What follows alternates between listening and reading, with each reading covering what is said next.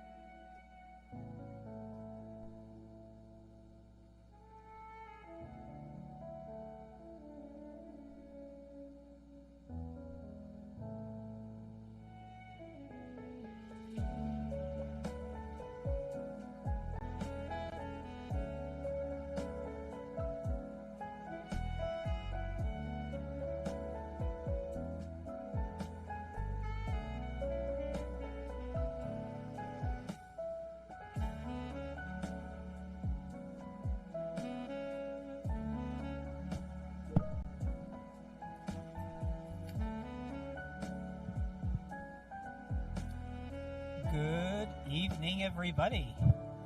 Humans are ready, computers are ready, so we can begin. Welcome to the 12th 3-minute thesis. Come on, a little. I mean, my pass as a camp counselor is pretty far behind, but we can work together to make the evening pleasant. This is very rare at this time of year that we see a classroom that is mostly full of people. So this is a singular event that we have to celebrate at this particular moment. My name is Christian Blouin. I'm the Dean of the Faculty of Graduate Studies. And I am more than happy to welcome to this event today and very excited about our competitors. I think evenings like this evening is the kind of event that remind us why we work in the university and why it's so exciting. First, I would like to welcome Elder Anne Labillois, to the stage, which is not really a stage. It'll be the magic of the internet for this presentation, to speak briefly as an elder. So, Elder Anne. And this is when I hope it's going to work.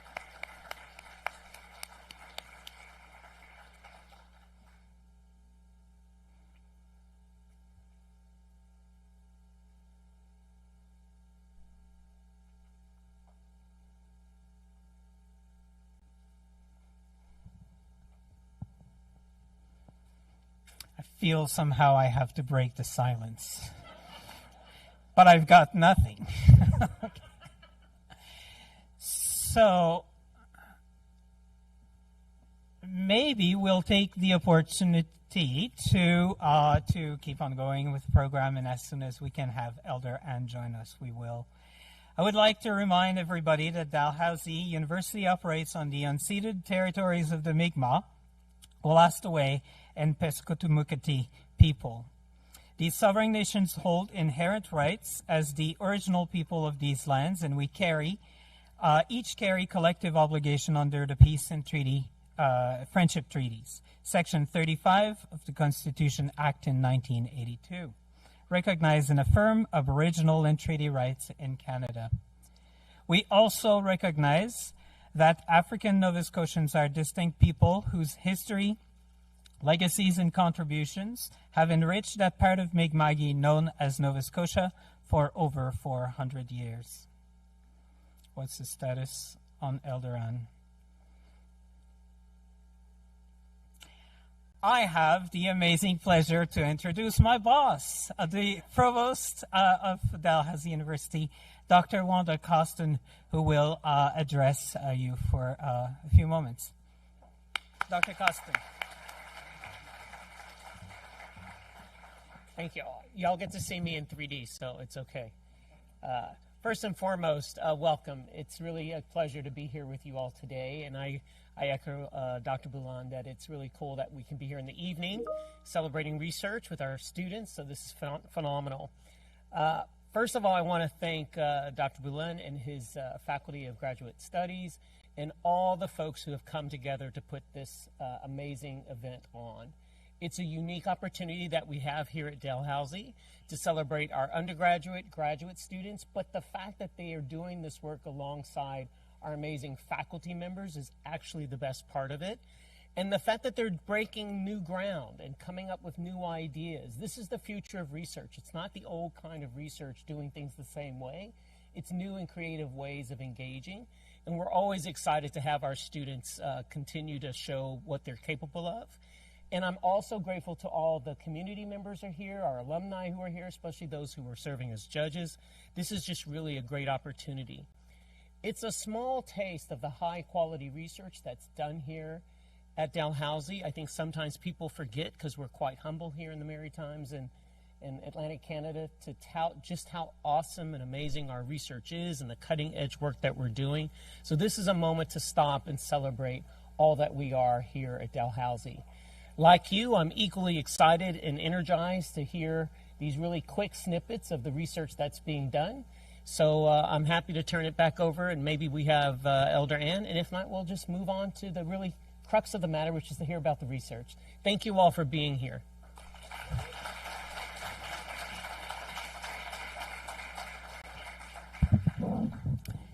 Thank you very much.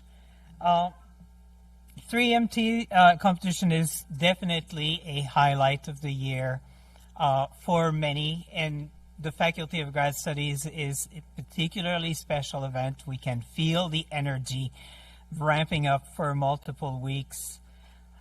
This competition is challenging students to do probably the hardest thing in research. I love to tell my grad students, my kids, and everybody around me that your idea will never be better than the story you can tell with it. And when you do research, being able to explain to people why it matters is probably the most important challenge that we have as a researcher if we want society to see research as a public good that it is. So activities such as 3MT to me is not just a competition. I think it's truly living the experience of a researcher, and I really truly applaud preemptively all of the competitors for engaging in this activity. Last week we held the heats in both in Truro as well as in Halifax, so we had even more amazing students, graduate students, honors students, postdoctoral fellow who participated. And what we have today are the competitors who actually have moved to the final. Without further ado, however, I am thrilled to welcome back our MC for the evening. He is no stranger to the 3MT competition after 8 years now, or it will be the 8th year.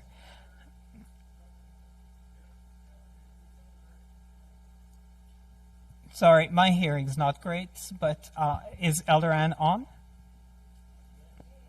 Excellent. Elder Ann, thank you for coming.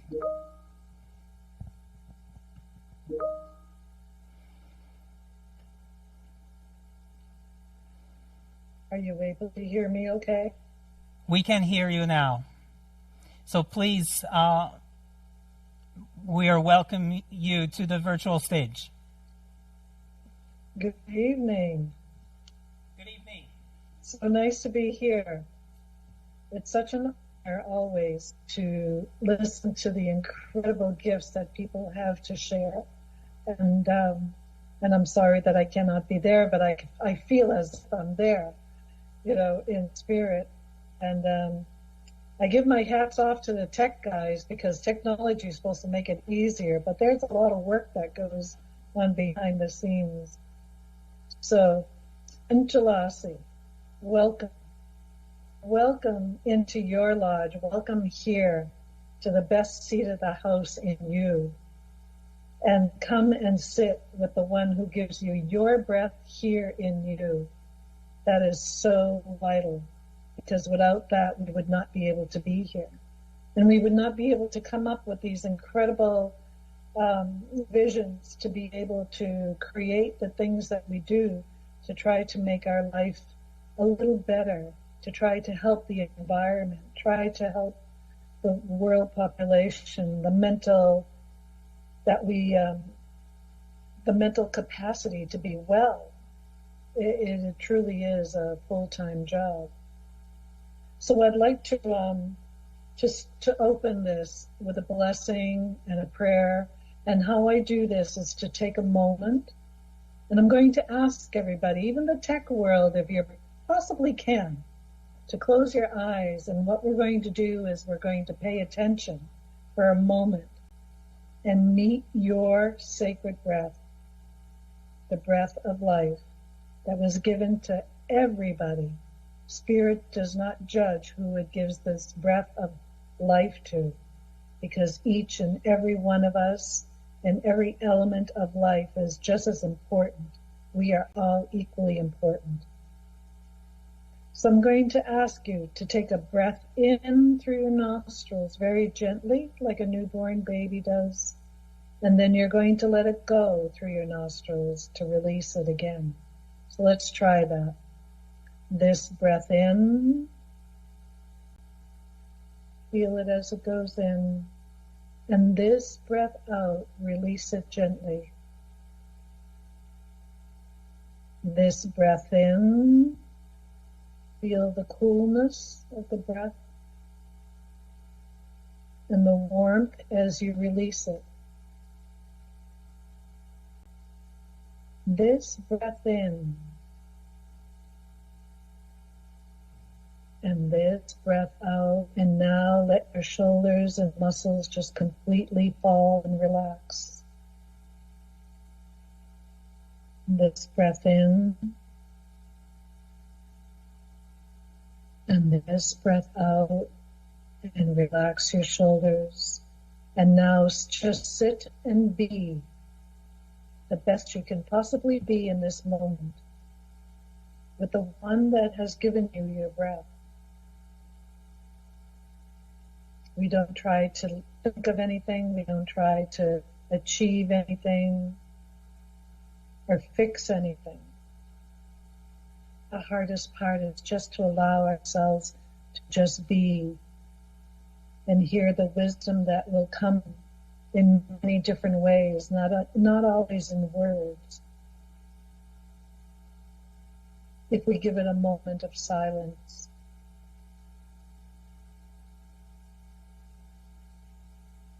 And this breath in and this breath out, and continue relaxing your shoulders. Every time you let your breath out, relax those shoulders, because we carry the world in our shoulders. And we're always walking around with our shoulders up to our ears. And that's very hard for our physical being to do that in our mind.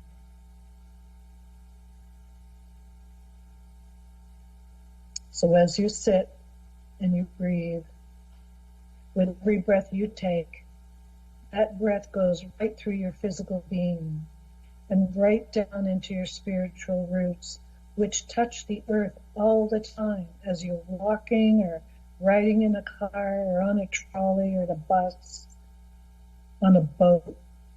It's always connected to Mother Earth. And it goes right into the roots of Mother Earth that are all there. And then right up into the universe, that breath will go and touch all that is up in the heavens. And the sun, the moon, the stars, and then back through the sacred air. And it'll touch the ones that fly and the ones that crawl, the two-legged ones and the four-legged ones. And it'll touch the waters, the sacred waters, and the animals that live in the waters. And then it touches the trees, it sweeps every leaf and branch all the way down to the grass and flowers and moss and weeds, and then right into the minerals of the earth, which we call the grandfathers. And without one of these things, we would not be able to be here, because all of that is inside of you, and you are inside of that. It's quite an incredible gift. It's a gift of love from Creator, from the one who gives us our breath.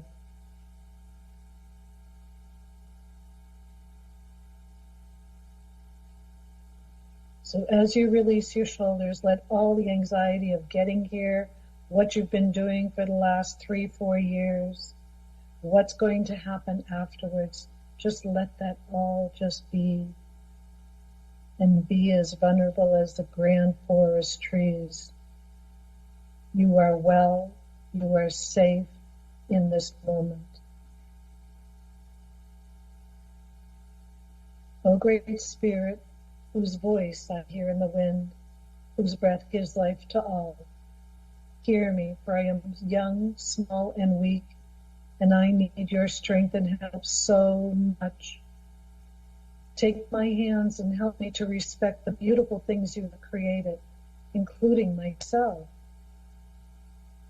Take my feet and guide me so I can find that way of life, that path, that way of life that knows wellness, courage, strength, resilience, compassion, understanding, forgiveness, honesty, wisdom, love, laughter, joy, abundance, and peace.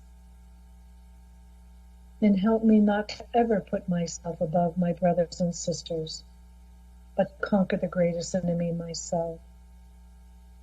And may I learn the lessons you have placed in every leaf and rock, so I can learn these teachings and bring them back to the people. So that when my eyes fade like the setting sun, my spirit can come to you without shame.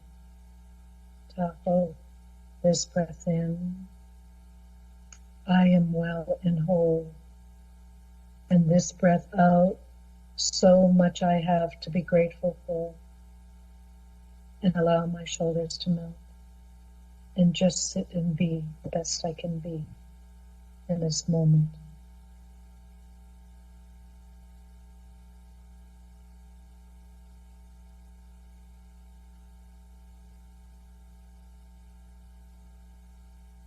So now you can bring yourself back into the room where you are sitting and slowly open your eyes and see the incredible, wonderful beauty of life all around you. And congratulations. What an incredible job you have done and achieved because of the compassion in your heart and the commitment you've made to give the best of what you are. So Walalio, thank you to all of you, and have an incredible evening. In Sonogama, all my relations.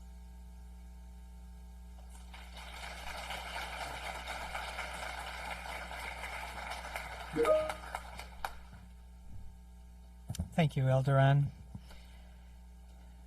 So really, without further ado, it is a pleasure for me to introduce our MC tonight. CBC reporter and video journalist Brett Ruskin is returning to us for the 8th year. Brett, please take it away. Thank you. Hello, everyone. Thank you for being here. Thank you for clapping as well. Let me find the light over here. We'll keep clapping by seeing who has been to one of these 3-minute thesis competitions before, by applause. And who has never been to one of these competitions before? Let's hear it. Okay. If you've been to these before, this year is going to be bigger and better than ever. And I'll explain why in a little bit. But first of all, let's talk about kind of the social media aspects of this. We are live streaming tonight's event. And if you want to follow along as well with updates, you can follow on Instagram. We'll be posting live updates there. Just follow the account dal.gradstudies to find out more information. And be sure to follow that account if you want to know what the Faculty of Graduate Studies is doing throughout the year. So we are one of the reasons why it is bigger and better than ever before is because we have more judges than ever before. Let me introduce them to you, our 5 esteemed members of the Dalhousie community. First of all, Associate Vice President, Academic and Professor, Dr. Leslie Fillmore.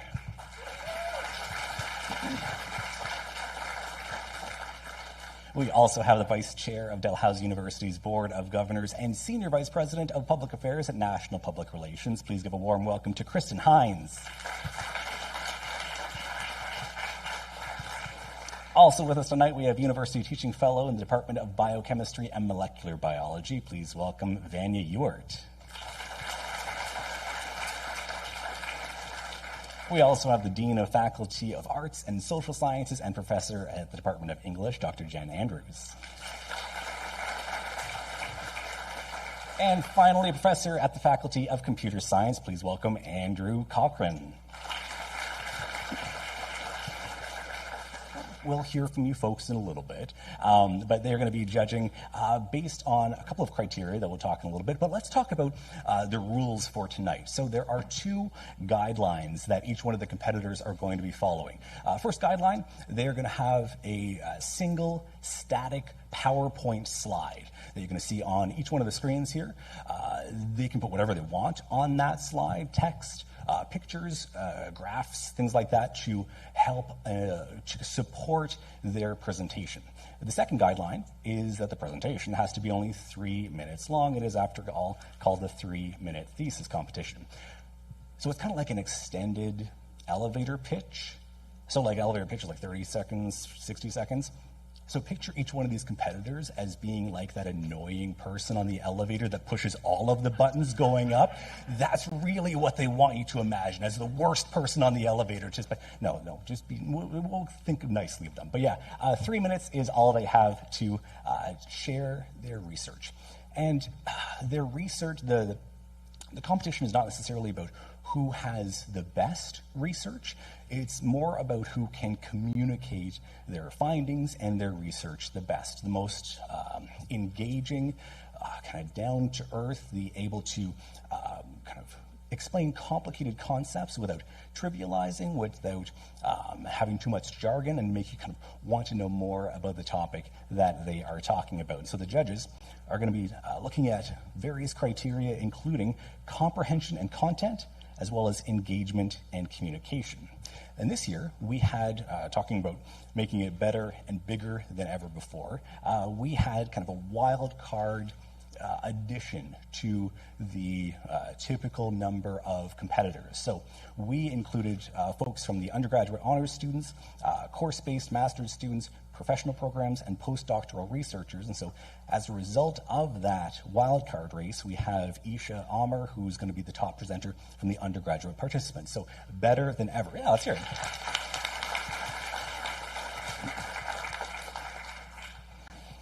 So what is at stake? What are the prizes for tonight's competition? Well, first place prize is $1,000 as well as a spot in this year's Eastern Regional Competition. And this year, the Eastern Regional Competition is being hosted at St. Mary's University, so you get an exotic trip down the street to Halifax. So you get to go to SMU. You also get a trophy, your name etched in a plaque that hangs at the Department of Faculty of Graduate Studies. Runner-up gets $500, third place gets $250. The fun part, the part that I like about this event, is that we all get to vote as well. Yes, you get to vote for yourselves as well, if you want to. Hint, vote for yourselves as well, as part of the People's Choice Award. So that's another $500 that will be handed out based on the results of our voting. So by the end of the night, we are going to be casting a ballot, either paper ballot, or we're going to have kind of an online or a QR code, and we'll be tallying the votes there. So be sure to keep track of which competitor you find the most engaging, so remember their name or their topic, and then you'll be able to vote for that person to assist in selecting who wins that $500 People's Choice Award prize. And even if you don't win those prizes, each one of the other competitors, just for being here, is going to take home $100. And $100 for 3 minutes of talking here, like hourly, that's like $2,000 an hour. That's some like grad student math there. Thank you for laughing a little bit. We've randomized the order of the competitors. Once we hear from everyone, the judges are going to go off and deliberate to select the first, second, third place. We are going to do our People's Choice Award selection, and then we'll have a celebratory reception in the back of the room as well. So, housekeeping measures, a reminder, no flash photography. Try not to move around too much in those 3-minute speeches, presentations. Nothing too distracting. Try not to come and go from the rooms. Please silence your cell phones, and we're going to have probably a break in the middle of the competition, in the middle of the grouping, so you'll be able to take a break there. Well, I mentioned bigger and better than ever before. We have trivia this year. So after each one of the competitors, we are going to have kind of an informal trivia session. I'll call out a question that the competitors have provided, something that you learned if you were paying attention to their 3-minute presentation, and then we'll see if we can pick a winner from there. And just for participating, each one of you gets $100. No, we don't have that kind of budget. No, sorry. Even though you aren't being paid, do you want to hear from our first competitor? Excellent. First up on stage, please welcome from the Department of Biomedical Engineering, please welcome Annika Benson.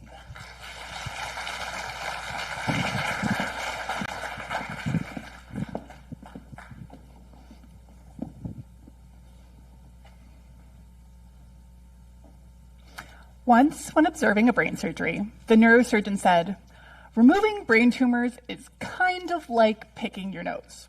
You really want to get it all out, but if you go too far, there are consequences." Now, as odd as that sounds, it's a rather apt analogy. When removing tumors, surgeons want to get out as much as possible, but if they go too far, they risk damaging healthy brain. So precision is key. But there's a problem. Surgeons often can't clearly see the edges of tumors with the tools currently available. As a result, deadly tumor is often left behind, and in the most aggressive cases, the average survival is only 9 months. So how do we improve these outcomes? Studies point to ultrasound. It's affordable, radiation-free, and can offer up-to-date views of tumor edges during surgery. But there's a catch. Current ultrasound probes are often too large or low in image quality to be used for brain surgery. Until now.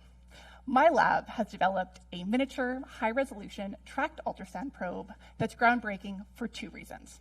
1, it's smaller than a pencil, meaning that it can fit in the small openings used for brain surgery, and it can even fit alongside other surgical tools to directly guide tumor removal.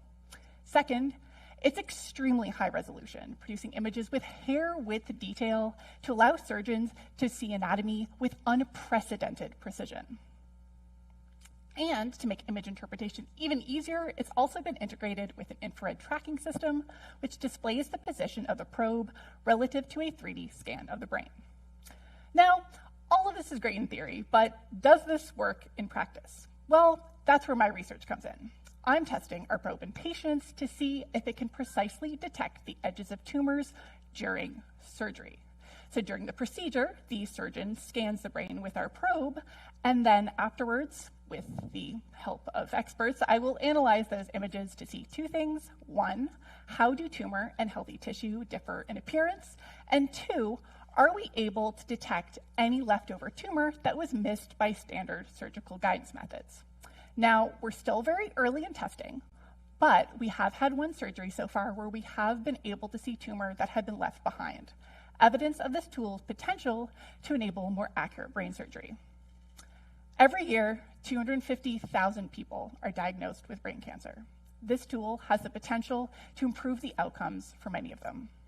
By helping surgeons to cut the edges of tumors more accurately, it brings a whole new meaning to cutting-edge technology. And for patients and their families, this is more than just innovation. It's hope, it's time, it's priceless. Thank you.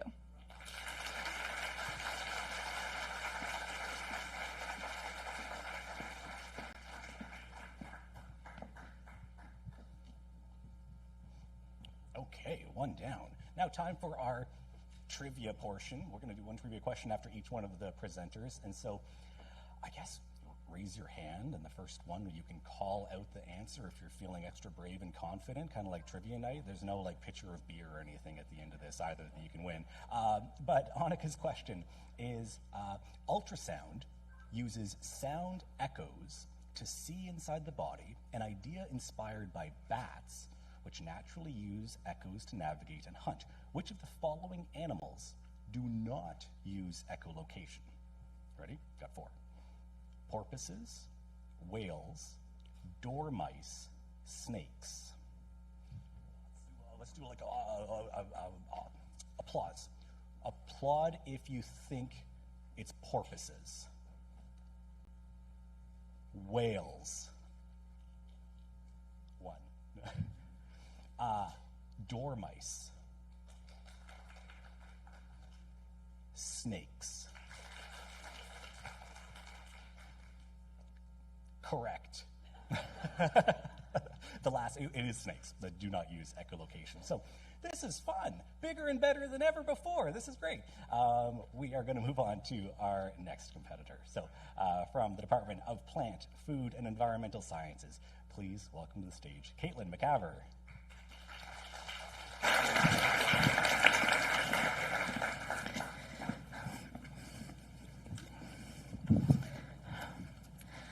I want you to think about what sustains life on Earth. Sunlight, air, water, but I bet you didn't think about soil, because we often treat soil like dirt. In fact, when people ask me what I study, they look confused and say, "You study dirt?" Well, I'm here to tell you that they are not the same thing.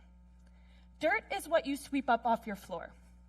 Soil is a living, breathing ecosystem with microbes, with nutrients, organic matter, which sustains our food production systems, our forests. It filters water, and it helps in the fight against climate change. But our soils are often difficult to manage because they are highly complex and variable.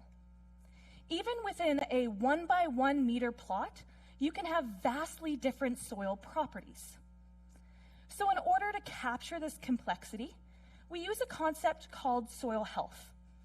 And much like your doctor wouldn't assess your health with a single test, there are dozens and dozens of indicators that we can use to assess soil health. So, which ones are most important? Well, that's the first thing we're trying to figure out. And we are sampling forests across the entire province, collecting hundreds of samples to identify these essential forest soil health properties. Because our forests represent a valuable economic sector, but also a place that stores carbon, fosters biodiversity, and a place for you to connect with nature. Now, once we identify these essential soil health indicators, what then? Well, one example is to use these properties in sites that have been disturbed, such as forest fire sites. Nova Scotia has had severe forest fires in the last few years. And we are sampling some of these sites because fires don't just burn wood. They alter the soil chemistry. They can even change how water moves through the soil. So by comparing these soil health indicators to these disturbed and undisturbed sites, we are going to have a much better idea of how these forests can recover. So this research really examines what's going on beneath our feet. Why is that important? How does climate change and disturbance affect those soil health indicators? And then how can we manage that? And how can we get that information into woodlot owners' hands? Because if we want healthy forests, and we want sustainable resources, and we want climate resilient landscapes, we need healthy soil. And to get healthy soil, we need to stop treating soil like dirt. Thank you.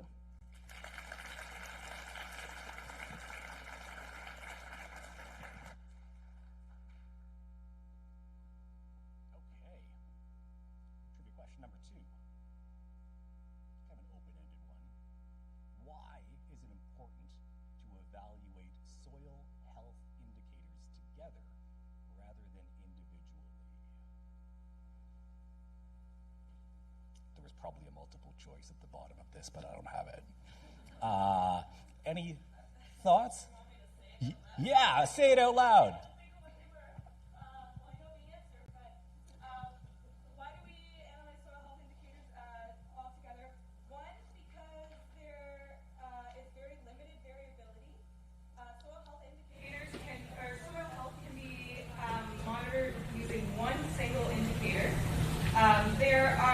Soils are a complex ecosystem with chemical, biological, and physical properties. And the fourth one was soil. The answer is C.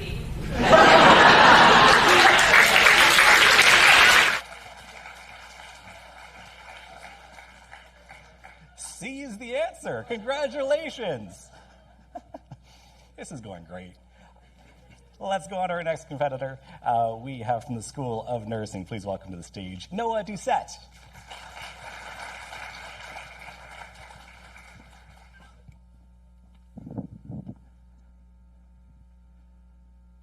Imagine someone told you that 75% of people in this room today have or will encounter an infection that can cause cancer and potentially change your life forever.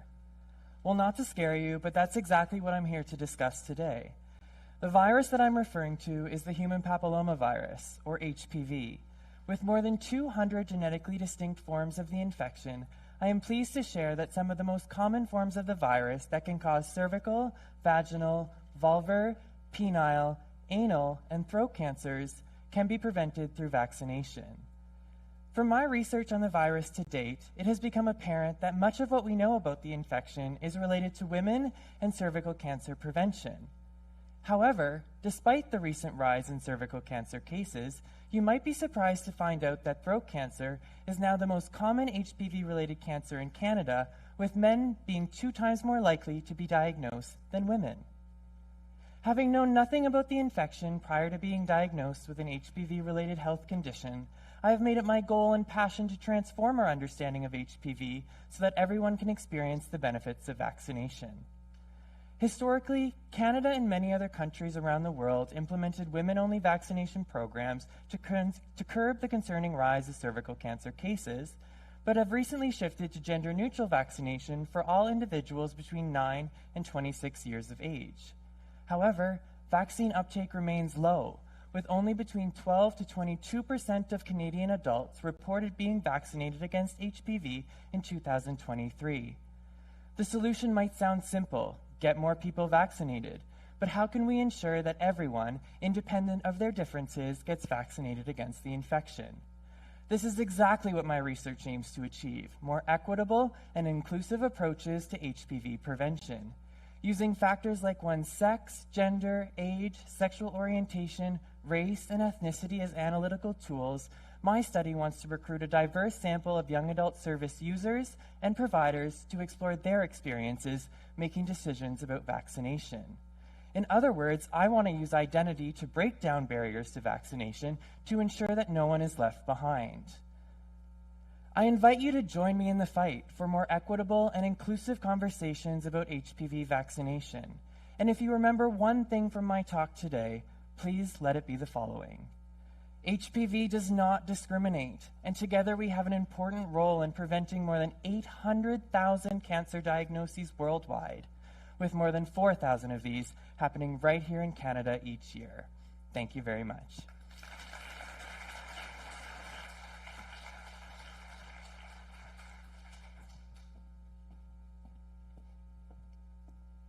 All right. I think I know the answer to this one. What is the most common HPV-related cancer in Canada? Hands? Not hand cancer, but your hands if you, sorry. Oh, there's one. Oh, yes. Throat cancer is correct.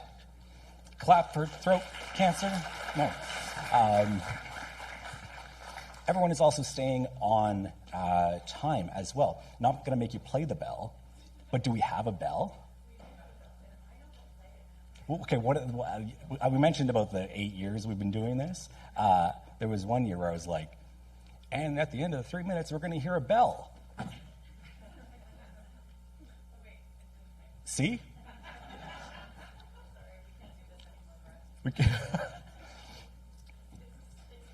It's a quiet bell. It's like a dog whistle bell. It turns red with the screen facing away from the competitors as well. No, it's great. It's great.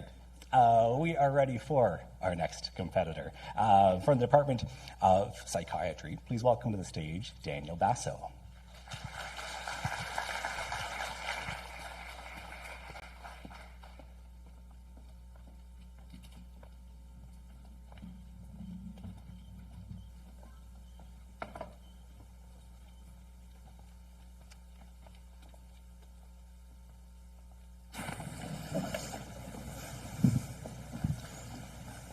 Previous research suggests that autistic people may be at a higher risk for substance use, but we don't know why.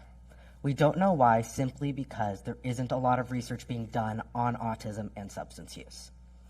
But the first step to figuring out why autistic people may be at a higher risk for substance use is to figure out why they may be using substances in the first place. So for my master's thesis, I decided to ask them directly. I recruited 13 autistic young adults from across Canada to learn more about their substance use history. First, they completed an online survey to tell me more about their demographics, mental health, and general substance use. Then they attended a one-on-one virtual interview with me where I asked them to tell me stories from times in their life where they have used substances. For example, their first time they used a substance, or a time they felt hesitant to use substances, among others. Interestingly, participants did not need to engage in heavy or problematic substance use to participate in this study. Despite this, 8 out of our 13 participants reported using substances at least once a day for over 3 months or more during the time in their life where they use substances the most. But why? Well, I'm currently analyzing the transcripts from the interviews that I conducted to look for common patterns across the stories that participants shared with me. And here's what I'm seeing. Social acceptance. Using drugs and alcohol to fit in with a peer group, but even beyond that, to socialize, to have friends, to be normal. Essentially using substances as a tool to hide their autism and be able to socialize. On the flip side of things, some participants are saying that they're using substances to stop hiding their autism, particularly if they're alone or in small groups. Substances could help them remove the mask that they may not be able to remove manually that hides their autism. Substances were a tool to help them feel safe and comfortable to freely express themselves. We're also seeing some participants say that they're using substances to cope and self-medicate with things like social anxiety, sensory overstimulation, and for some of our participants, particularly ones who reported using cannabis multiple times a day, they were doing so just to function in their daily lives. Overall, these findings are very concerning, and they show that autistic people need support with substance use and generally speaking. Unfortunately, previous research shows that autistic people are rarely even asked about their substance use when they're seeking mental health care. So perhaps the first step is really awareness, like with this presentation. I hope that you learned a little bit more about autism and substance use today. Thank you.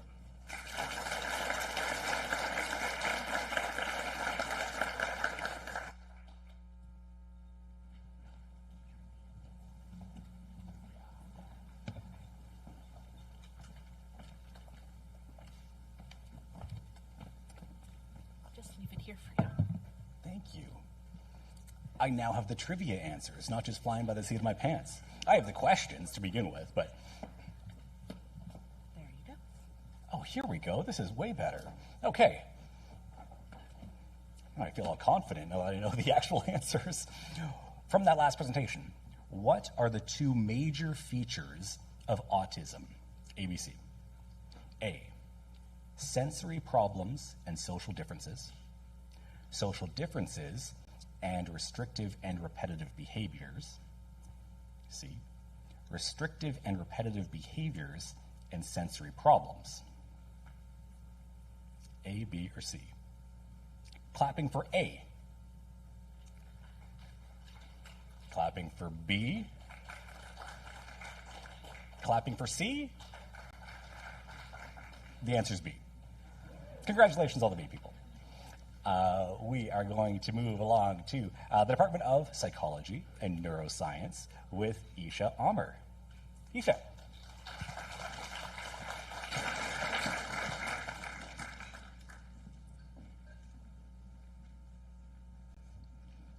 Now, you might be wondering why the woman behind me is standing alone in a rainstorm holding a baby. Well, I know the answer to that question because that woman is actually my mother. Now, I want you to imagine coming to Canada as an immigrant or refugee, starting a new life and having a baby. You'd expect to be in good hands, right? Especially since Canada is a country in which healthcare is supposed to be for everyone. But is it really for everyone? For a lot of women, the answer to that question is no.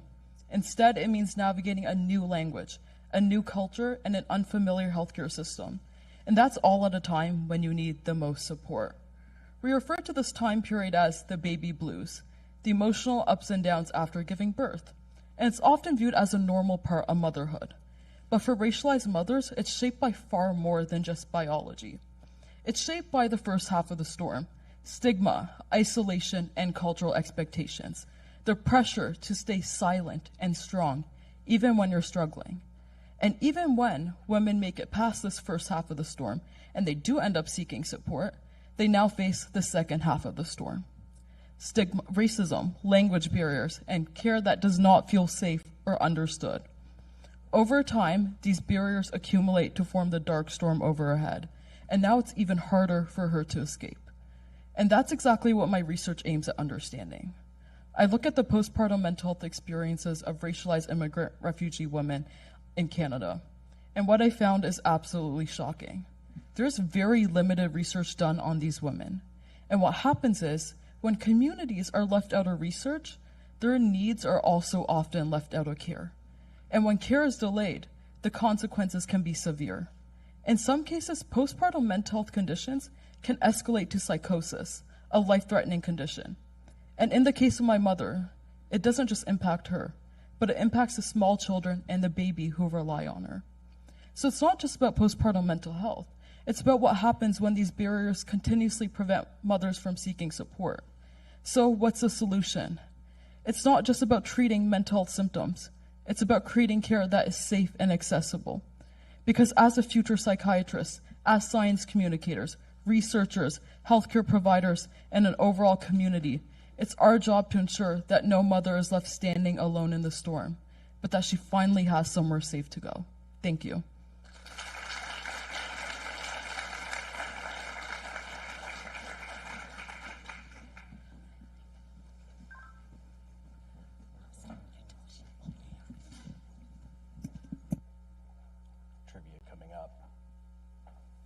Trivia question from that presentation. What are the baby blues? A, B, C, D. A, feeling severely anxious after giving birth. B, postpartum depression. C, a condition caused solely by hormonal imbalances. Or D, the experience of mood swings following childbirth. Clapping for A. Clapping for B. Clapping for C. Clapping for D. The answer in bold is D. It'd be better and bigger and better, not without controversy. So, but that is the answer. So thank you very much for that question. We have one more competitor before our first break, where we will hear from the judges. So please welcome to the stage from the Department of Chemistry, Emily Burke.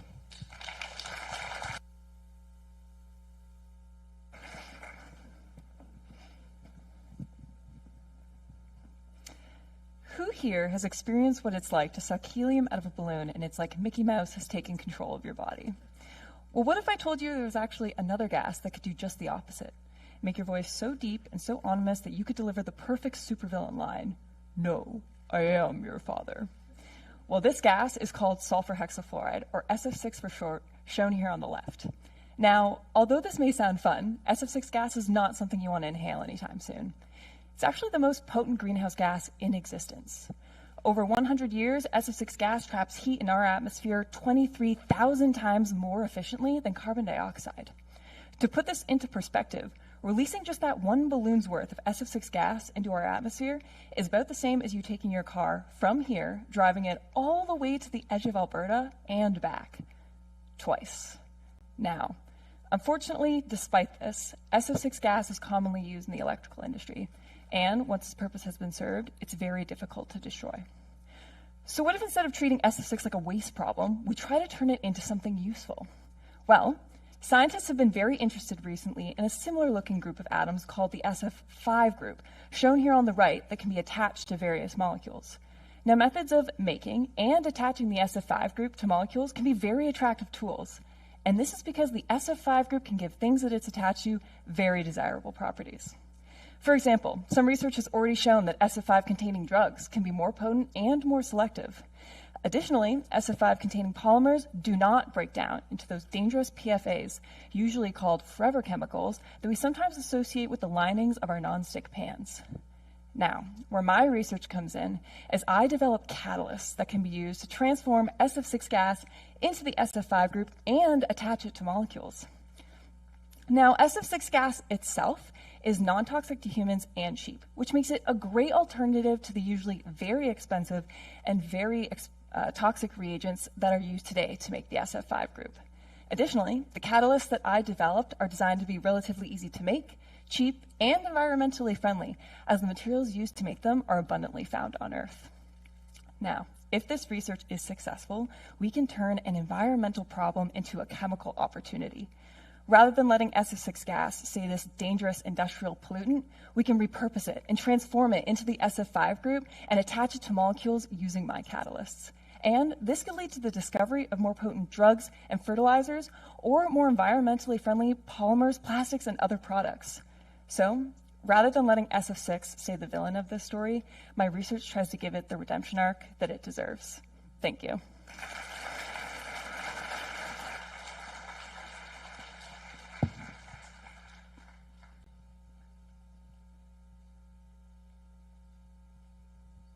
Trivia question about SF6 gas. What happens when you inhale SF6 gas? A, your body can start to float. It could be that. B, your voice deepens and you sound like Darth Vader. C, your skin turns slightly blue.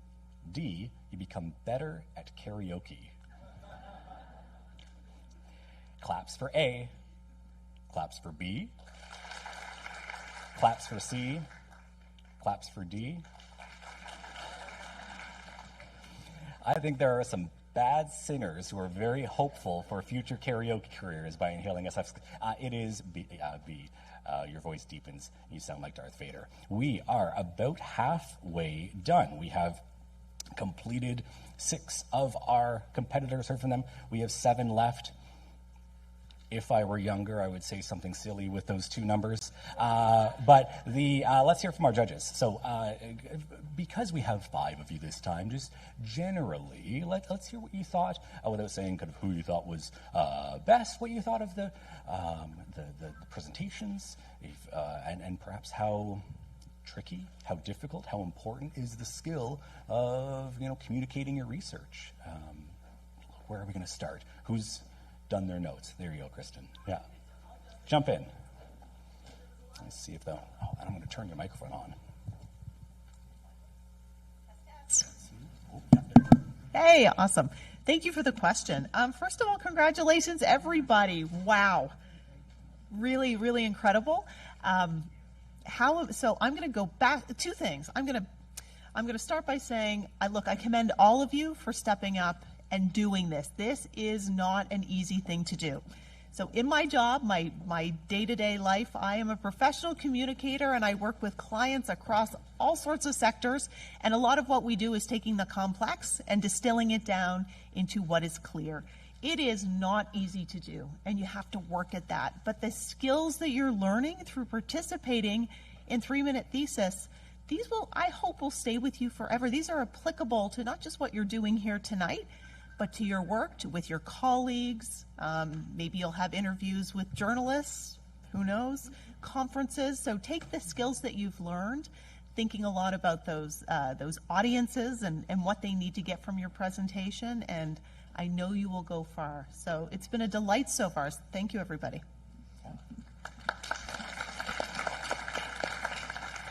Any of our judges want to jump in? Leslie? Sure.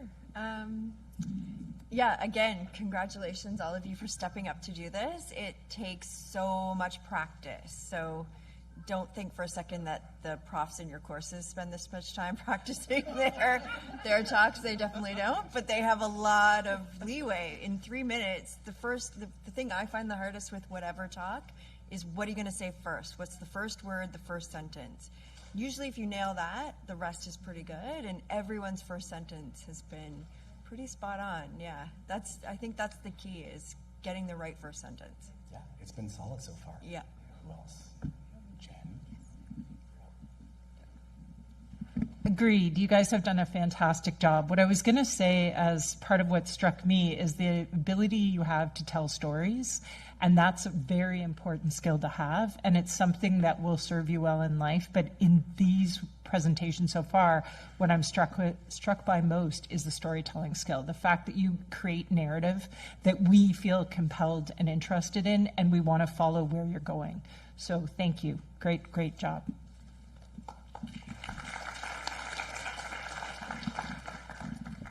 Vanya, how important is that skill of translating something that's very academic, very kind of dense, very perhaps lots of numbers, perhaps lots of kind of jargon, into something that is more universally understandable, universally understood? How important is that skill? Well, it's really, really mind-expanding to sit here and listen to these students take us through their research in a way that, we know our own research and our own discipline, but all the other disciplines we listen to here are new to us. We're just, we're just soaking it up as we go. And for them to be able to bring that to people outside their discipline in a way that's understandable, engaging, and really meaningful, it translates the research to everyone out there who didn't know they were dying to know about it, but now they do. So, this is mind expanding. It's really inspiring to see this young generation do this and do it so well.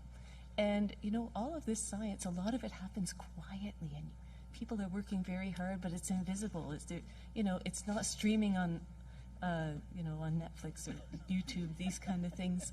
So what happens is to have these people able to do it means it will be something that will come out, that will be seen, and that the next generation coming up will be even more excited about it. So I'm inspired, and I congratulate them all up to now, and wow. Yeah, very well. Andrew, by the way, yeah. Lots of quiet, hard work. I try to make a point of doing the opposite, not working that hard and just being loud. Andrew, what do you think about this? I'm learning a lot. I mean, I've really learned a lot in the last little while. It's been great. I agree with what Leslie was saying about the value of, or the importance of getting attention.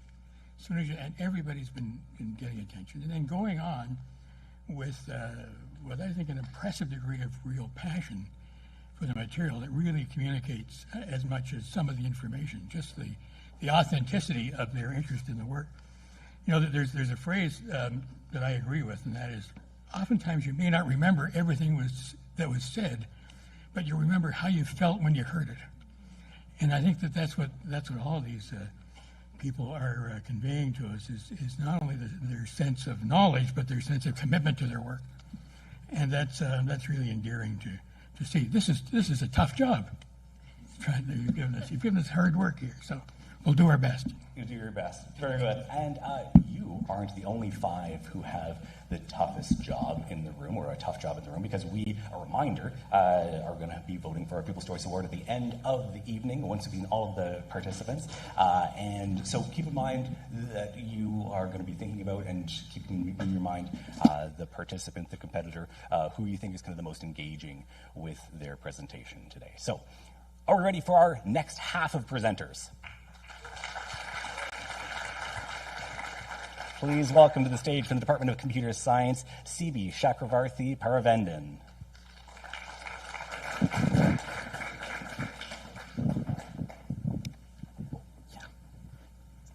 Imagine you wake up with a flu, feeling terrible, but you put on a brave face, you walk into work and tell everyone, I'm fine. We call that professionalism. Cows do something similar. In the wild, showing weakness makes them a target, so they hide pain. For them, it's not professionalism, though. It's survival. When cows finally look sick in a barn, as a result, it's already too late to treat them. And last year, a family farm in Quebec lost 160 cows in a single event. On top of their huge financial loss, the owner said it feels like losing their family. My research focuses on breaking this survival mask. Before I show how, 2 quick questions. How many of you own or have owned a pet animal? Dog, cat, fish, goose, or even an anaconda? Great. Second, how many of you believe each of those animals have their own personality? You're all right. Animals have personality, and a cow's personality is written in her social life. To read this, we installed overhead cameras in dairy farms across Nova Scotia and New Brunswick, but you just can't sit and watch 100 cows all day long, especially not a farmer. So I built an AI system to do it. This system can track where each cow is, read their body movements, and figure out who each cow likes and dislikes. If the heads of 2 cows rapidly move together and apart, it is a dislike or a headbutt. If their heads stay steady and close, it is a lick or a like. Using these likes and dislikes, you can build a social network for these cows, which I call farm book. So, how does this farm book help us identify sick cows? To understand this, look at this image. The cows are roaming, eating, drinking, and they look fine. But cows are very good at looking fine. A cow can tolerate pain and hide her illness for weeks, but the moment she feels ill, she pulls away from her friends weeks before she looks sick. And this is exactly what the farm book picks up on. Look at the central cow in the farm book. Last week, she was the star of the party, regularly liking her 6 best friends. But this week, she has deleted her profile picture, unfriended her 6 friends, and her likes have gone down from 6 to 2 to 0. This is a screaming signal that she might be sick and needs help. My work isn't just about code. It's about giving a voice to those who suffer in silence. By using AI to listen to this voice, we can hear that suffering sooner and catch that illness earlier. In doing so, we can save the cow, we can save the farm, and most of all, we can save the family. Thank you so much for listening.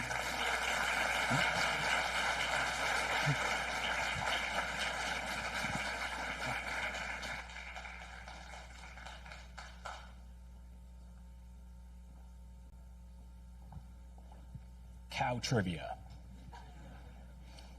According to the Farm Book social media research, what is the most reliable digital signal that a cow is hiding an illness from her farmer? A, she starts posting...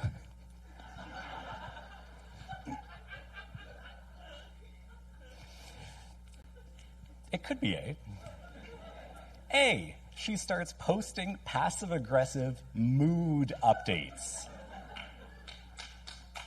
Yeah. B, she changes her relationship status to it's complicated. C, she unfriends her social circle and stops liking or licking her best friends. Or D, she forgets her password and gets locked out of the barn. Who thinks it's C? Hey! Oh, it's fun. Our next competitor is on deck, ready to go from the Department of Engineering. Please welcome Sahil Sahil.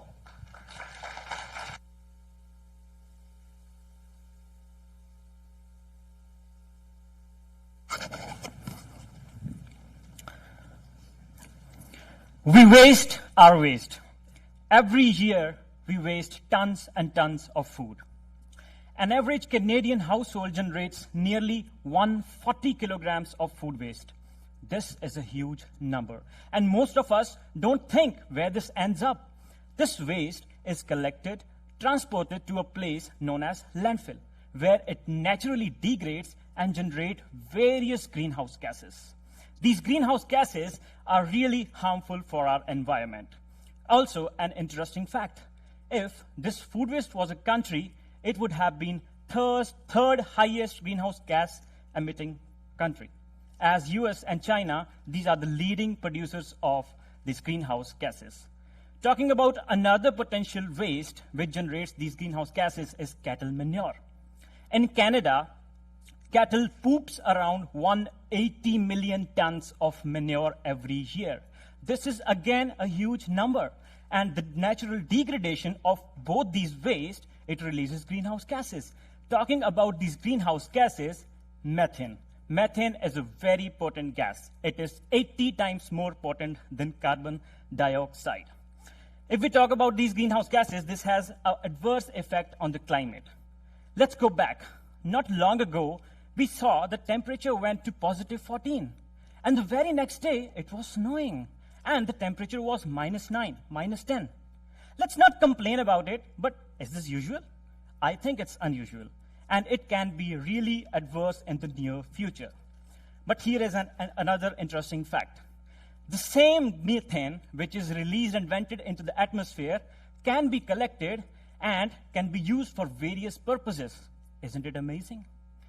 That's exactly where my research focuses on. So I take this waste, put into a container, take away the oxygen, give it some specific microbes that eats up this waste and generate biogas, specifically biomethane.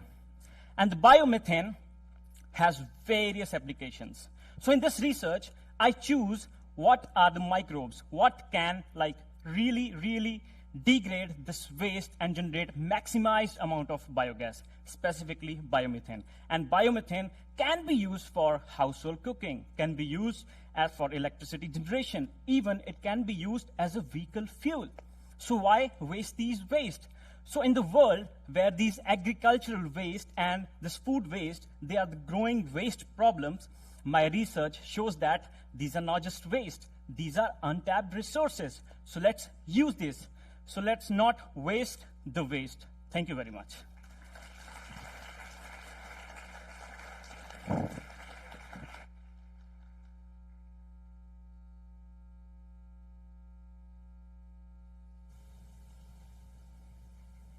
Another cow question. When cows do their business, which invisible troublesome gas escapes and quietly heats up our planet? A, oxygen, B, methane, C, helium, D, nitrogen. Who thinks it's A? Who thinks it's B? Who thinks it's C? Who thinks it's D? It is indeed B, methane. Very good. Let's call to the stage our next competitor. We have from the Department of Physiology and Biophysics. Please welcome Kevin Nguyen.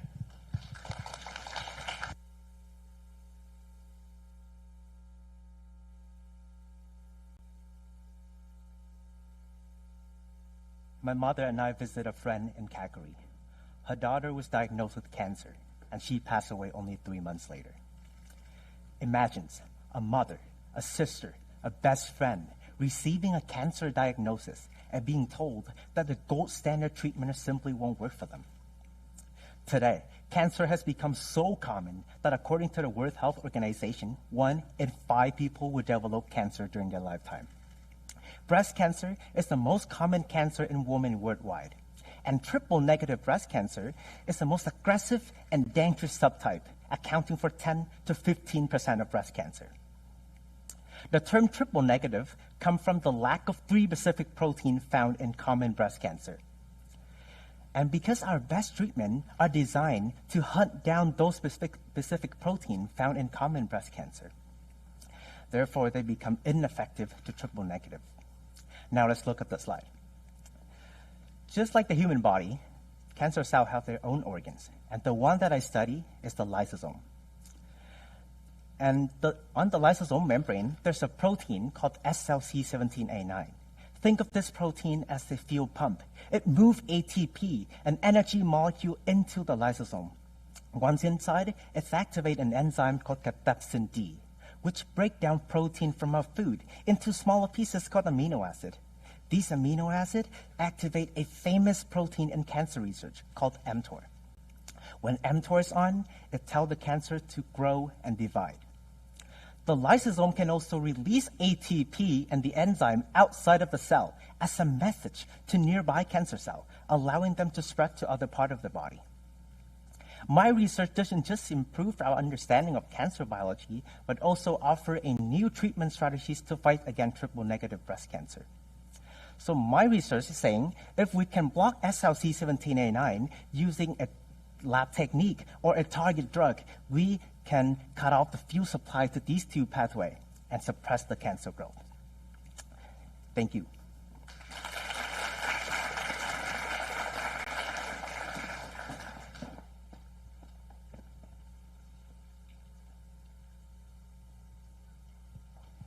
Okay. Question for this one. Why are gold standard treatments for breast cancer often ineffective against triple-negative breast cancer, or TNBC? So ABCD. TNBC has 3 unique proteins that make it resistant to most chemotherapy drugs. B, TNBC lacks 3 specific proteins found in other breast cancer types. C, TNBC has 3 mutations that allow it to grow and divide faster. Or D, TNBC can quickly adapt to stressful conditions. More complicated, this one. Who claps for A? Who thinks it's B? Who thinks it's C? Who thinks it's D? Correct answer is B. Congratulations. Moving right along, we are going to head to the Department of Biology. Please welcome to the stage Valerie Schagen.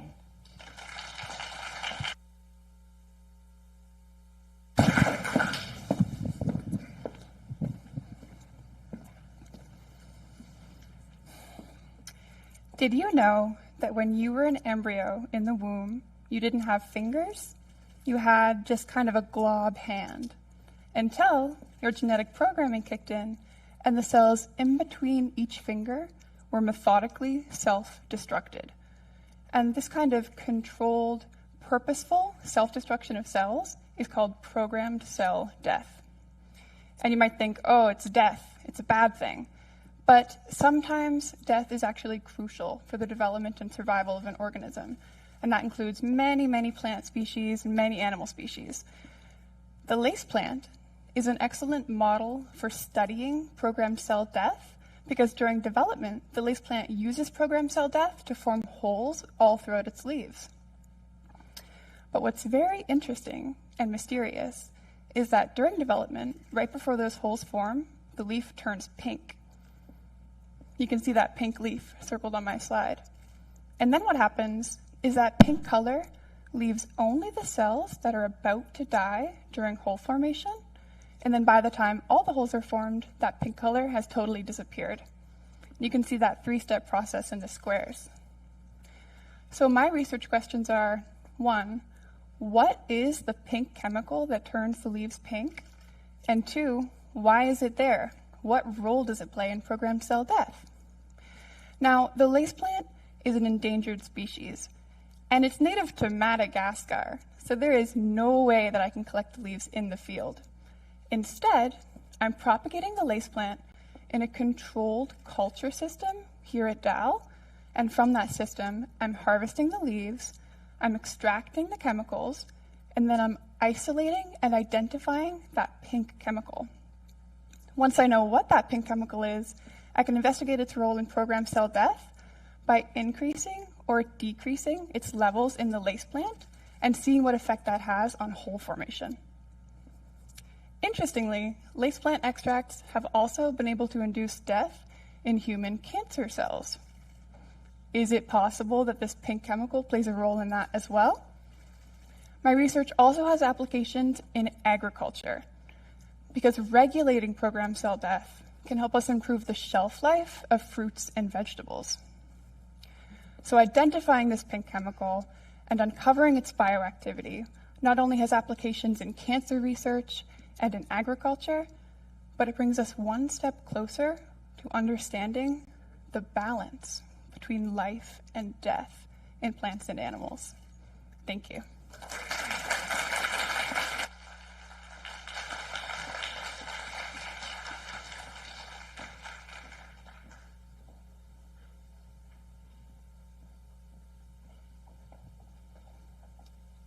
Trivia question from that one. From which country does the lace plant originate? A, Guatemala. Clapping. B, China. C, Madagascar. D, Canada. Come on, elbows up, guys. Come on, Canada. No, it is Madagascar. Congratulations. We are going to move on to now the Department of Chemical Engineering. Please welcome to the stage Martins Obielaw.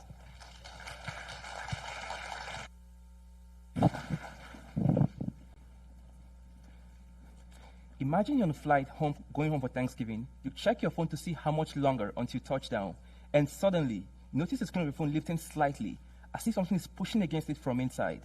It's not dramatic, but it's not normal either. Well, in some cases, such incidents led to fires. Well, in 2025, a Delta airline flight had to make an emergency landing due to an incident involving a lithium-ion device that was smoking. Well, why the quality of the battery in your device makes a lot of difference. That moment revealed something really important, that batteries don't fail loudly, they fail quietly until the science catch up. Well, my research addresses that quiet moment before a battery fails, and most importantly, how to prevent it. Let's imagine that the battery in your phone is a Jenga tower, And charging to 100% is like removing a lot of blocks from the tower. At that point, it would be in its most unstable state, even though it's still standing tall. But all it takes is a small trigger for it to collapse. A collapse that breaks silence with fires and potentially explosion. Conventional battery designs focus on increasing the amount of energy your battery can store. And they do this by asking how tall can we build our tower, and only later do they consider its stability.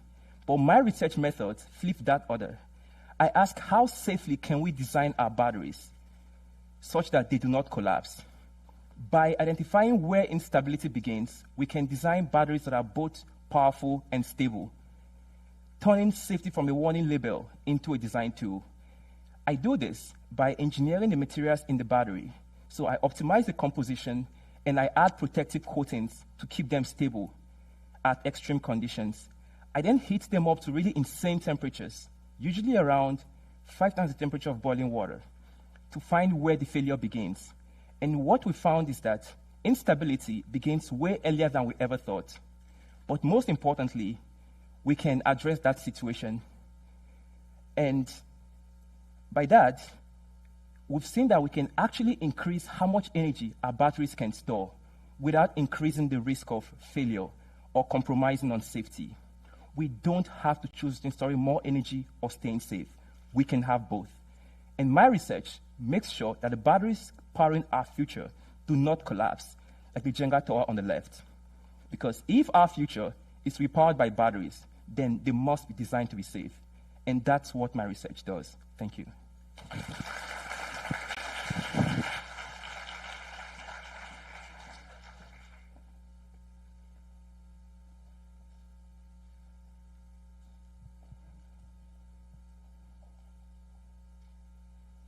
I think this information was in the presentation, but I'm not sure. It's a fun one, though. How many blocks are in a standard Jenga set? A48, B54, C60, D64. It has to be a multiple of 3, right? Because there are 3. I don't know. Who thinks it's A48? Who thinks it's B54? Who thinks it's C60? Who thinks it's D64? The correct answer is B54. Congratulations to people who voted for that. Cool. Learn something new every day. We are going to head now to the Department of English. Please welcome to the stage Aisha, Rahman, Asha.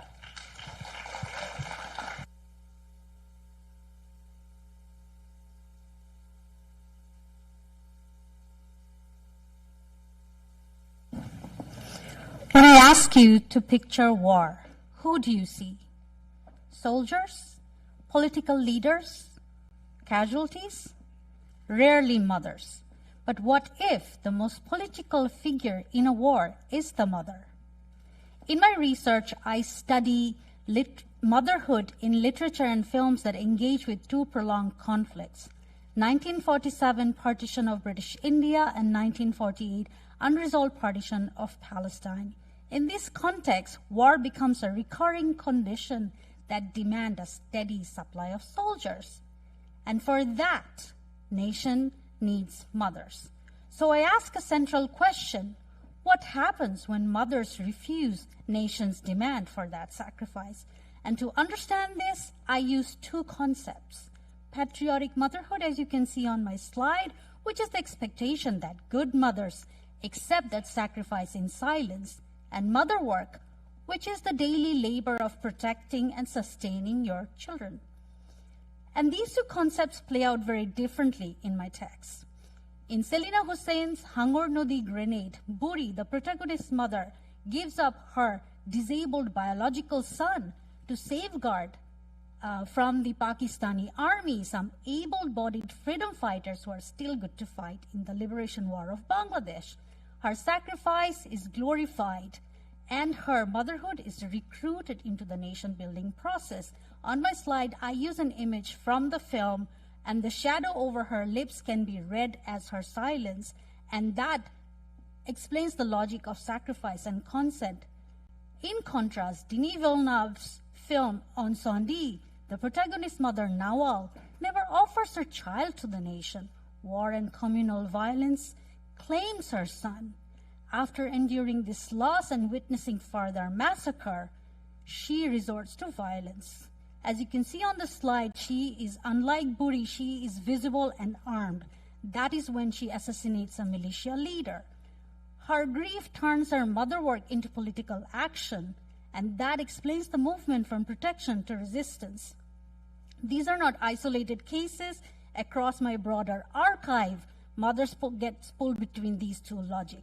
My research reveals that when you move motherhood to the center, war and nation emerge as systems that rely on maternal sacrifice. That is why we should begin with the mother. Thank you.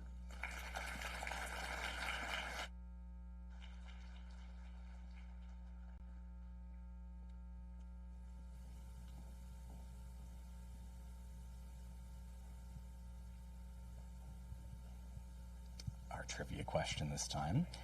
Patriotic motherhood refers to what? A, mothers staying out of politics. B, mothers accepting sacrifice for the nation. C, mothers refusing all forms of nationalism. D, mothers only protecting biological children. Who thinks it's A? Who thinks it's B? Who thinks it's C? Who thinks it's D? B is the correct answer. Well done, everyone. Good job. Yeah, clap for yourselves.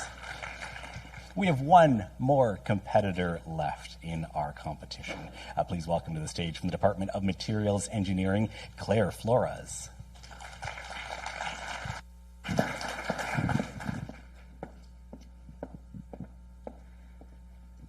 Good evening, and thank you for being here.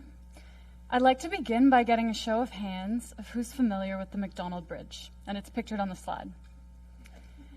This bridge is about 70 years old, and while you may not have known that exact number, it probably comes as no surprise, because we, the public, expect that our public infrastructure will last us for decades.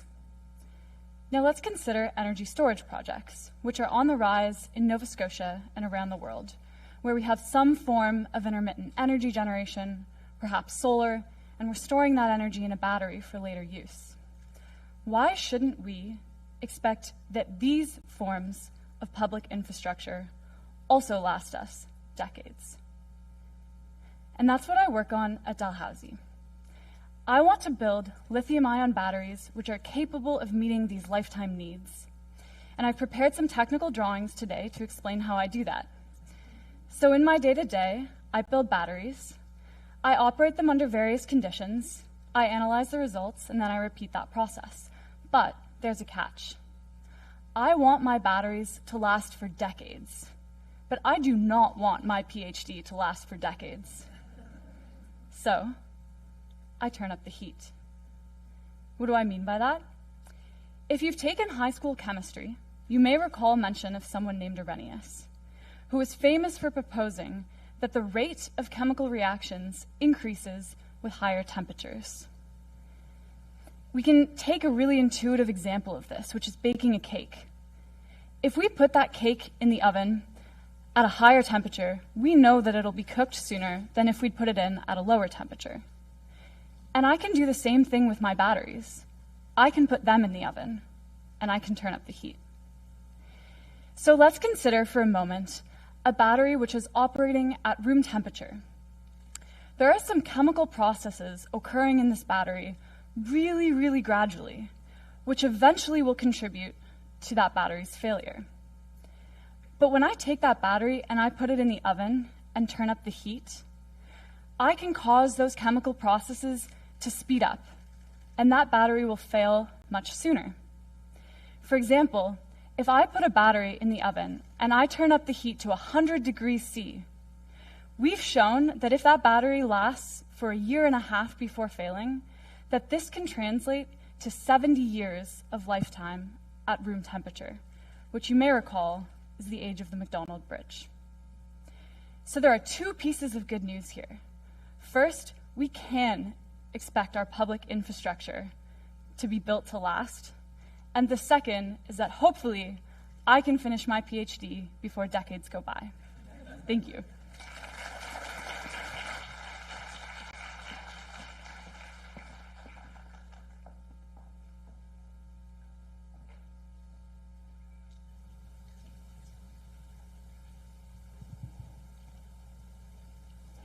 One last trivia question.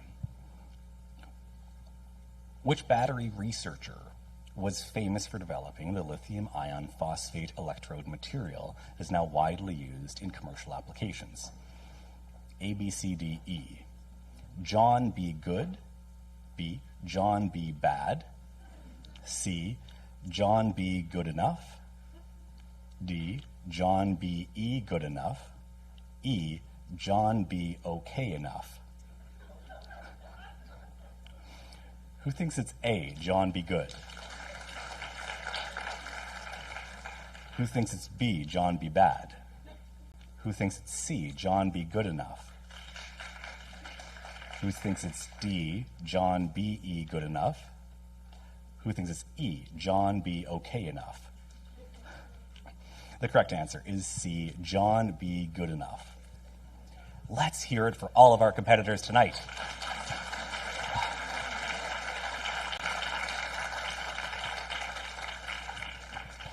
All done, folks. You can breathe now. We can all kind of breathe. The judges can't. They're about to go into the kind of hot seat, like the 100-degree oven baking the batteries, talking about who they feel is going to be first, second, and third place. We are going to decide that as well. So you can either listen to the judges or you can start using that QR code to make your vote. It's going to be up for a long time. The judges are going to be having to talk for a while, so there's no rush at all. But we also have paper ballots as well, which we will hand out shortly. Let's hear one more time from the judges before you head away. Andrew, you want to go first this time?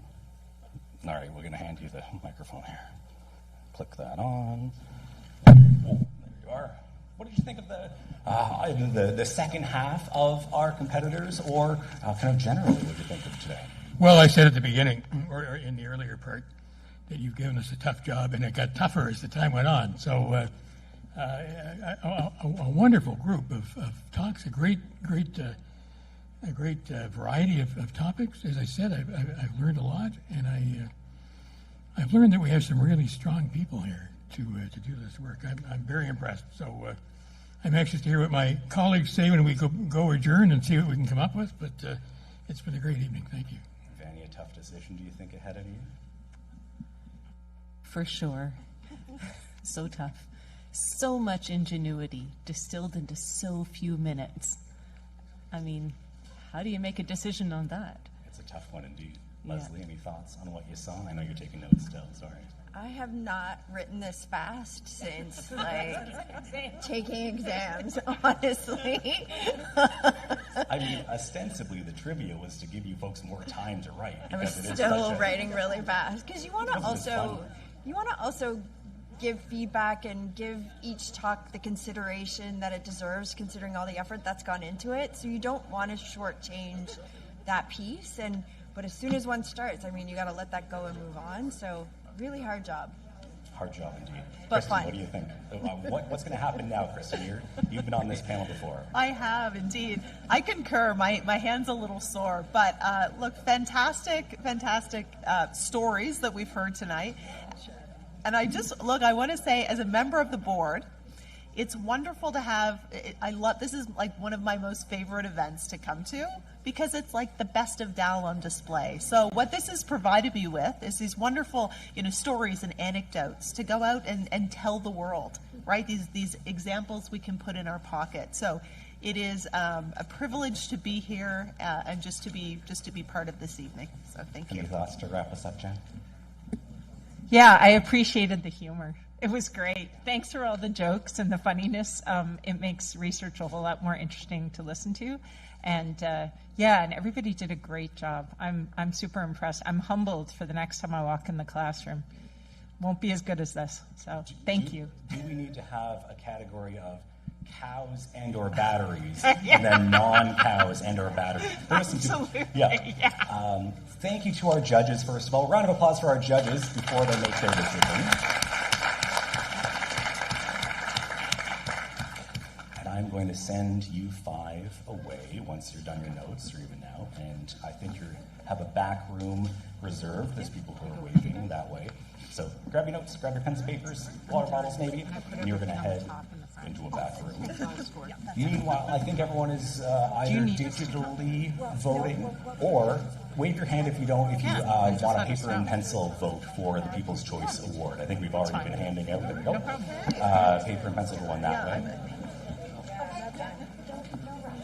And other than that, now is the time to chill out, especially our competitors. You can breathe. And competitors are going to be coming up for a picture. So in the meantime, everyone, bathroom break, hang out for a little bit. Our judges will confer, and we'll be back imminently, shortly. Thanks.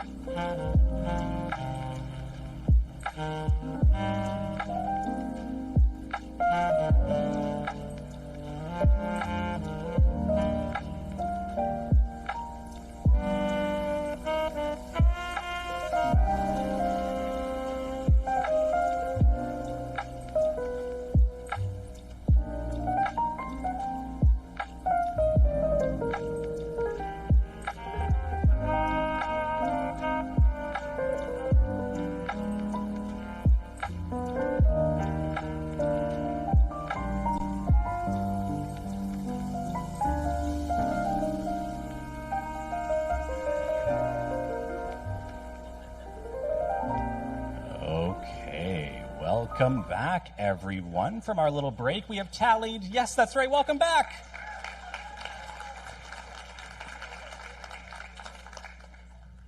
I'll assume that was clapping for me. Thank you.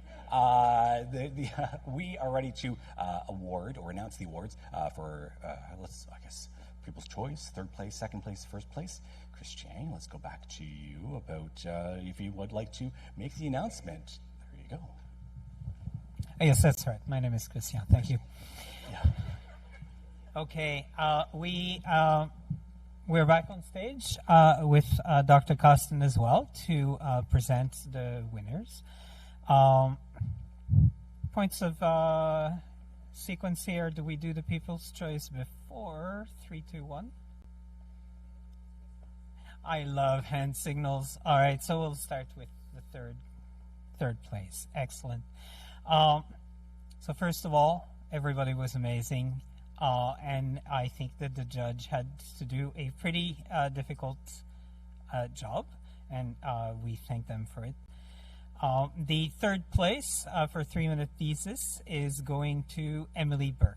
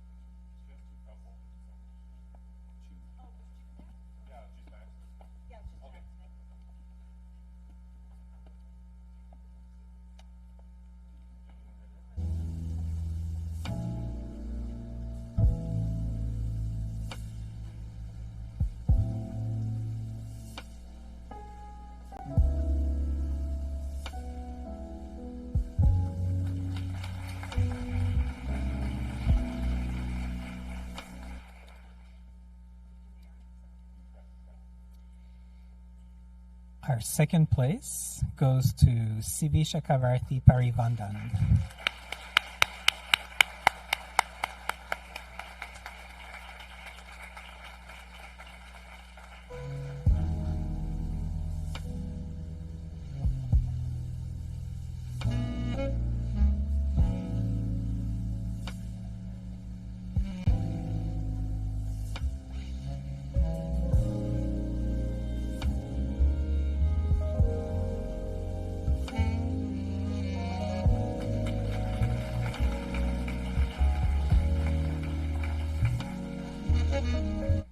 And our first place, who will have the amazing opportunity to head down the street to Inglis Street later this spring, is Claire Flores. Congratulations.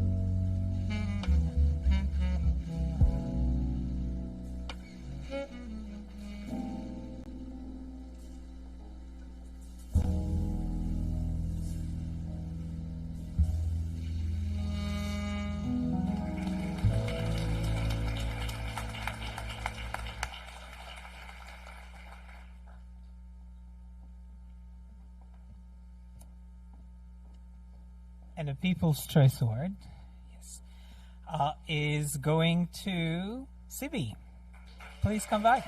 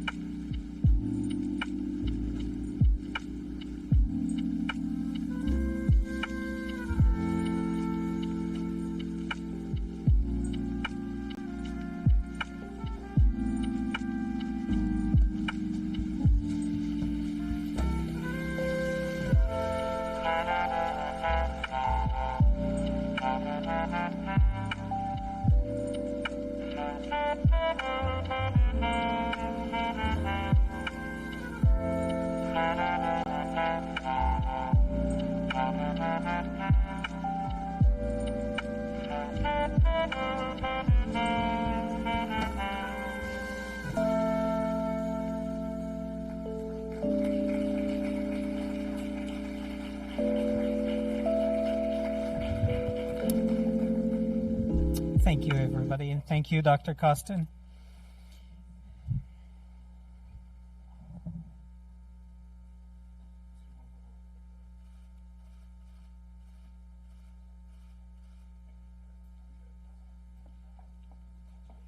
No worries.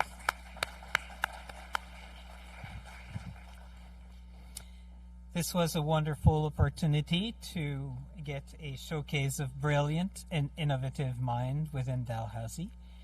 And I think that we should take the opportunity to give one big round of applause one more time.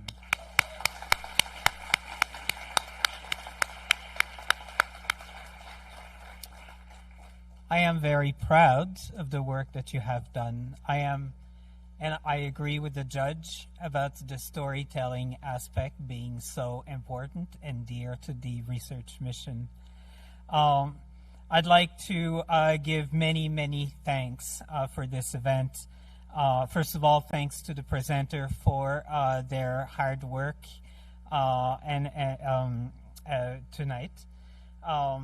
Also, I'd like to thank the judges that have come and participating in their own very special way tonight. I think they're laughing. Vanya Ewart, Krista Hines, Leslie Fillmore, Andrew Cochran, and Jen Andrew, thank you very much. Did I forget someone? Okay. I'd like to thank our MC, Brett, who really just plowed and improvised through the trivia without the answer for most of the evening. Very...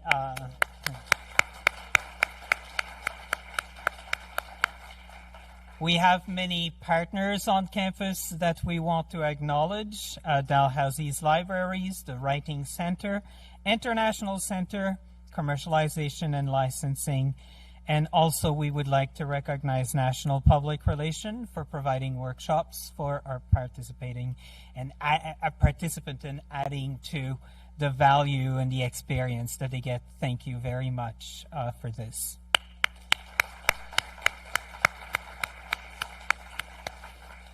At a personal level, I would like to thank my team, the Faculty of Grad Studies, everybody that rallied together, kind of dropped everything to make these events happen, both the heats and today and everything in between.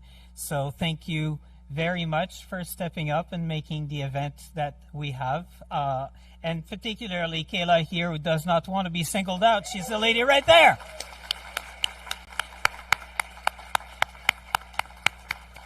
We can sustain clapping for a bit longer. Just kidding. And finally, I'd like to thank the audience for coming, for bringing your energy back to participants. This is so incredibly important in events like this. So thank you very much.